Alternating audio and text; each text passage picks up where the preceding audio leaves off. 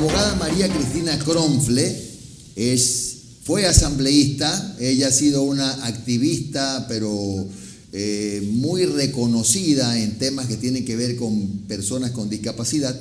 De hecho, ella tiene un 90% de discapacidad. Además, es directora nacional de Asuntos Éticos de la Contraloría. Le damos la bienvenida y estamos Omar Jaén y Jimmy Jairala. María Cristina, ¿cómo está? Queremos saber cuál es su opinión respecto de este escándalo desatado en las últimas horas a propósito de ese mal uso de los carnets de discapacidad. Bueno, las impresiones que nos dan, la mía no es distinta a la de la ciudadanía, a la suya, a la que de personas que hemos de alguna u otra manera intentado durante años luchar por los derechos de las personas con discapacidad, y es pues por supuesto indignación y otras emociones no tan agradables. Pero quería hacer una precisión, si me permite, Jim, que sobre una pregunta que hizo un usuario. Decía que por tener el 36% de discapacidad no puede importar vehículos, lo cual no es preciso. Me gustaría aclarar esto para que pueda también esta persona hacer uso de su derecho y que conozca además cuál es el porcentaje de exención tributaria que tendría. De acuerdo con el rango que este usuario tendría, es el primer rango, es desde el 30 al 49%, tendría el 60% de exención tributaria para una importación vehicular. Entonces, creo que eso es importante ir subsanando algunas consultas que a lo mejor no están muy claras, y que estamos para eso, no estamos para dar la información que la ciudadanía necesita y aclarar todas las dudas que puedan existir alrededor de esta trama de los carnets de fraudulentos de personas con discapacidad. De haber pasado la responsabilidad de la calificación de la discapacidad del CONADIS al Ministerio de Salud, ¿era bueno, fue positivo, es normal, no tiene nada que ver con las irregularidades, etcétera? ¿Habría pasado a lo mejor lo mismo si el CONADIS seguía haciendo ese trabajo? ¿Qué opina usted? Opino que no es el nombre del perro, sino el perro, ¿ya? Y a eso me refiero, que el problema no está en quién lo hace, sino cómo lo hacen y quiénes permiten que formen estos equipos que califican a las personas con discapacidad.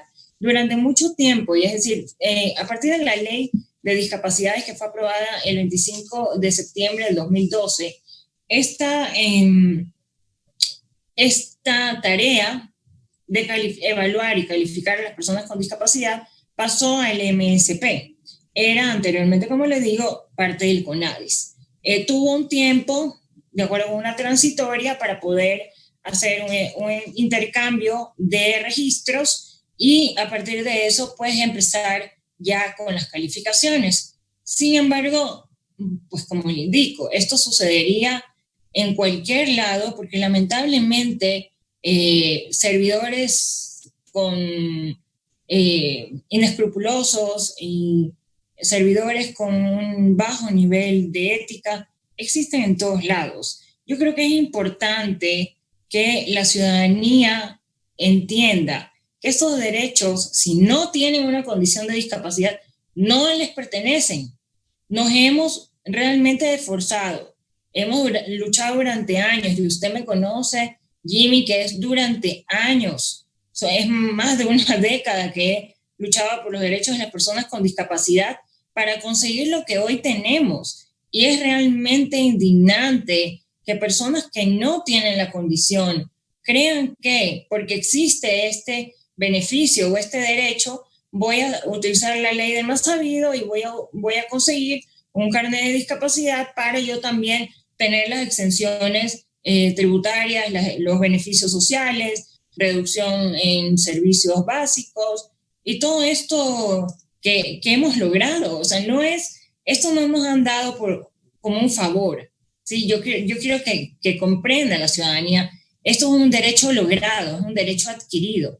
Y el que personas que no la tienen soliciten el carnet, primero habla muy mal de nuestra ciudadanía, habla muy mal de nosotros como pueblo ecuatoriano, pero también habla muy mal de los equipos calificadores, porque ciertamente que puede ir Juan Pérez a solicitar un carnet no teniendo la condición, y el equipo calificador, si tuviera un grado de ética mínima, le diría: señor Pérez, usted no tiene suficiente mérito para o condición para tener el carnet, entonces vaya nomás. Pero no sucede eso, sino que le ponen tarifa. No quiero generalizar, pero en muchos le ponen tarifa.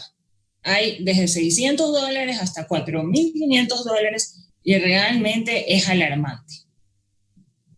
Muy buenos días, les saludo Omar Jaén. Me preocupa y me da pena también escuchar que usted diga, si usted no tiene una discapacidad, no pide el carnet. O sea, ¿hasta qué punto estamos llegando para decir algo tan obvio, pero tan necesario? Abogada, ¿usted cómo toma esta medida, esta decisión de Lenín Moreno de por estos casos eliminar de tajo, por completo, la exoneración de aranceles, inclusive a personas que realmente sí cumplen con los requisitos para tener un carnet de discapacidad? Gracias, Omar, por la pregunta. Yo creo que esto solamente podría considerarse legal, constitucional, en caso de que sea temporal. Si es una eliminación de un derecho, estaríamos hablando definitivamente de un menoscabo de derechos que estaría inmerso en el artículo 11 de la Constitución, numeral octavo, que indica que no puede ser regresivo, o sea, no pueden anularse, menoscabarse derechos. Por lo tanto, sería el mismo argumento con el que le gané en Corte Constitucional al expresidente Correa cuando me modificó el porcentaje del 40% de discapacidad para empezar a tener derechos, cuando históricamente era el 30%, que tal vez precisamente el señor que comentaba lo del 36% quedó con esto, ¿no? De que no tenía si no llegaba al 40%. Entonces, con los mismos argumentos de que no hay posibilidad. Nuestra Constitución es progresiva, es decir, todo lo que vaya en relación de en derechos creciendo es válido, es legal y es constitucional. Todo lo contrario, pues en Corte Constitucional se manejará y se solventará. Claro, María Cristina, usted es directora nacional de Asuntos Éticos de la Contraloría. Me pregunto si está entre las facultades suyas el revisar la conducta de los asambleístas o funcionarios públicos que hayan incurrido en estas irregularidades. Esa es función y tarea, por supuesto, facultad del señor Contralor General del Estado. Y yo, pues bueno, yo recibo las denuncias de corrupción en la Contraloría General del Estado. Sin embargo, en este momento creo que mi vocería y mi representación para ustedes sirve más como representante del Pleno del Consejo Nacional para la Igualdad de Discapacidades. Yo soy consejera principal del CONADIS por la ciudadanía, en representación de la ciudadanía, personas con discapacidad física, por concurso de mérito y oposición desde el 2017. Entonces, en ese sentido, y usted tiene razón, hay autoridades que tienen que involucrarse en esta tarea. El 226 de la Constitución nos dice que cada uno tiene que hacer lo que le corresponde de conformidad con la Constitución y de conformidad con la ley. La Contraloría que haga lo que le corresponde. Fiscalía que haga lo propio. También el Ministerio de Salud Pública, lo que corresponda. Si hay que destituir a los miembros de los equipos calificadores que se ha identificado que han calificado en un solo día a 100 personas con discapacidad, pues es una extrañeza bárbara. Por lo tanto, creería yo que podría abrirse un expediente administrativo y volver al origen de tener un orden ético en los equipos calificadores. Pero, y Omar, me gustaría comentarles algo. Realmente no estaríamos pasando por esto, al menos no en este grado y no con esta no en esta magnitud, ¿sí? Sí, se hubiese respetado el artículo original de la Ley Orgánica de Discapacidades, que dice, si me permite, les voy a leer como para poder contextualizar. El artículo original decía, le daba la facultad, es de la recalificación o anulación de los registros, de registro. Dice, la Autoridad Sanitaria Nacional, de oficio o a petición de parte, previa a la apertura de un expediente administrativo, podrá anular o rectificar una calificación de discapacidad por considerar que la misma fue concedida por error, negligencia o dolo del equipo calificador especializado, sin perjuicio de las responsabilidades civiles y penales correspondientes. ¿A qué me refiero con de oficio o a petición de parte? Es decir, el Ministerio de Salud Pública haciendo una auditoría de su propia gestión, porque parte del control interno de las instituciones es que también auditen a sus propios miembros, ¿sí? La gestión de sus propios miembros. Y por otro lado, a petición de parte, usted conoce que es que cualquier persona, identificando que hay un irregular, un carnet de alguna persona con discapacidad, por ejemplo, mi vecino anda en silla de ruedas, pero oh sorpresa, lo iban a chocar y se paró, sorpresivamente, oh milagro. Entonces, a ver, ¿cómo que no puede caminar? ¿Cómo que tiene una discapacidad física del 90% y se para y camina? ¿Ya? O sea, estoy siendo un poco coloquial como para que nos podamos comprender en ejemplos que son gráficos, ¿sí? En ese caso, en la Ley Orgánica de Discapacidades permitía que podamos poner la queja. Se abría un expediente administrativo y se podía anular del Registro Nacional de Discapacidades a esta persona que tuvo el carnet de manera equivocada, incorrecta o ilegal. En este momento, ese artículo no existe porque la Ley de Simplificación de Trámites de octubre del 2018 modificó sorpresivamente este artículo a través de su artículo 15, en el que dice que se prohíbe la recalificación de todas las personas con discapacidad. Entonces no podemos recalificar, no podemos verificar. Lo que podemos hacer es auditar las calificaciones, las evaluaciones, pero yo sí quiero ser enfática en lo siguiente. En este momento hay asambleístas que dicen tener discapacidad. En este momento hay autoridades que dicen tener discapacidad. Primero tenemos que dar ejemplo, ¿cierto?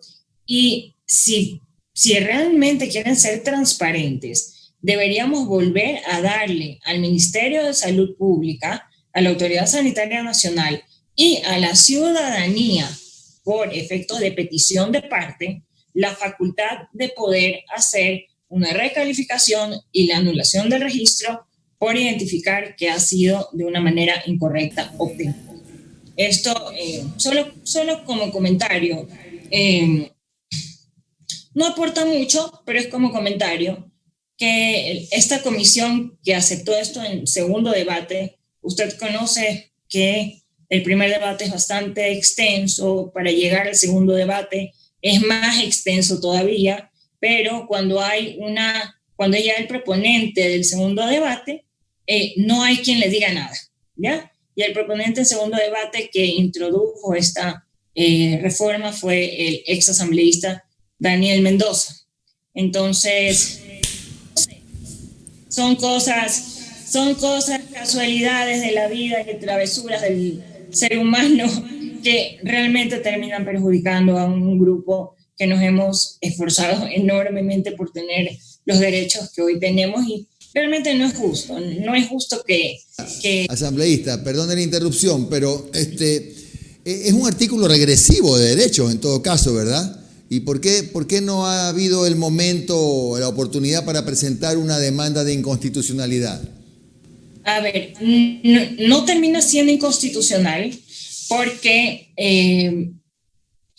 el artículo 10, en su primer inciso, dice que toda persona tiene derecho a la recalificación de su discapacidad previa solicitud debidamente fundamentada. es decir, tiene el derecho. Pero por otro lado, lo que estaba diciendo es que el argumento es que era regresivo el obligar a que personas con discapacidad se sometan a una recalificación porque, como le expliqué, se identificó que, pues, como este señor Salcedo, pues, parece que es descendiente de Beethoven porque tiene discapacidad auditiva, pero es cantante y toca instrumentos. Entonces, frente a eso, yo creo que vale una recalificación. Entonces, una demanda de inconstitucionalidad no cabría, pero sí, si tenemos una asamblea transparente, ética e íntegra, lo que correspondería de manera inmediata, o sea, mañana o hoy día, es que vuelva este artículo, con la capacidad de poder anular el registro a personas que no deberían de tener carnet de discapacidad. Cristina, la última pregunta y le pido una respuesta muy puntual. ¿Usted alguna vez usó su carnet de discapacidad para importar algún vehículo? Jamás. Y usted tiene un 90% de discapacidad, ¿no? Le digo sinceramente, yo tuve el 79%, pero por mi enfermedad progresiva subió al 93%, cosa que me dolió el alma, porque como mi pretensión nunca ha sido la utilización de beneficios en estas áreas, para mí era solamente la identificación de que mi discapacidad iba progresando. Entonces, sí, yo tendría, si vamos a la tabla de exenciones, del 85% al 100% es el 100% de exención tributaria. Por lo tanto, yo pagaría 0 impuestos, lo cual no he hecho durante todo este tiempo. Jimmy y Omar, ¿sabe por qué? Porque uno tiene que tener también calidad moral para poder exigir ciertas cosas. Y yo creo que en este sentido, pues, si tengo que renunciar a mi derecho por el momento o por los años que lo he tenido que renunciar, lo voy a seguir haciendo, porque no soy solo yo, hay 500.000 personas con discapacidad que tienen este derecho. Muchas gracias a María Cristina Cronfle, ella ha sido una activista de los temas de discapacidad, es muy amable, fue también asambleísta, hemos hablado de esta farra de los carnets y hemos hecho algunos hallazgos. No, sí, porque antes un ciudadano, don Omar, usted veía algún milagro en la calle de alguien que estaba en silla de ruedas, le ladró un perro y se levantó y salió corriendo, el ciudadano, usted podía haberlo denunciado para que lo recalifiquen, ya no puede. Ese derecho ya no lo tiene y resulta que el asambleísta que propuso y se aprobó en el segundo debate fue justo el asambleísta Mendoza. Coincidencias en Pascuales. Digamos que, para ponerlo en claro, Daniel Mendoza bloqueó la posibilidad de recalificar discapacidades. Es exacto.